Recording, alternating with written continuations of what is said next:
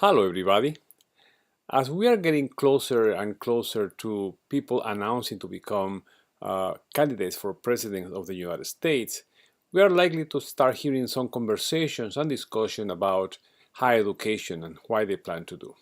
And I'm saying this because a number of governors who have already signaled that may become presidential candidates have already been cutting huge amount of money to higher education. Take the case of the Wisconsin Governor Scott Walker, who has announced a $300 million budget cut for higher education. Another presidential contender, possible presidential contender, Bobby Jindal of Louisiana, has announced $211 million cut.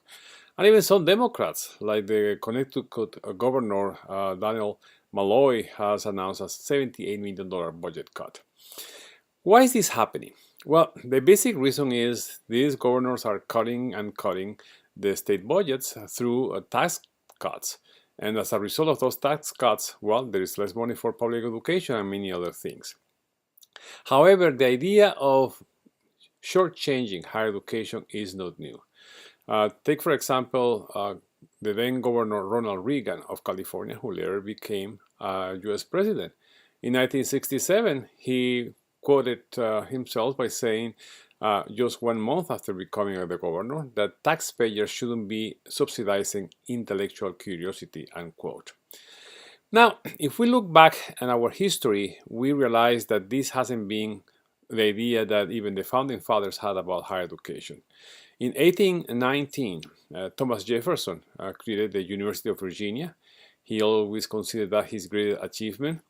He created that university with the idea of, quote, the university was to create an environment that would help prepare students to become future leaders in many affairs and to engage in public service, unquote. He created what we know today as the Quad, or the Central Loan. He said that these universities should be teaching modern languages, ethics, natural sciences, medicine, and law. There were no remedial classes because people came well prepared to college. That was the first university to offer elective courses and to develop what is today an example of a study-run honor system by which students pretty much police themselves.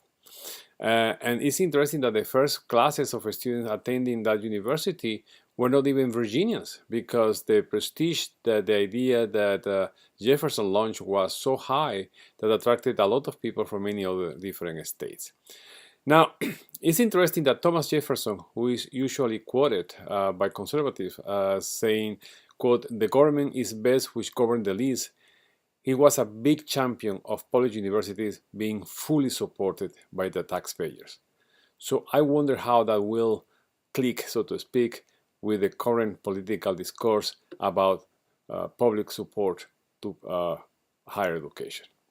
Thanks for watching the Romero Report, and please remember to like, subscribe, and comment.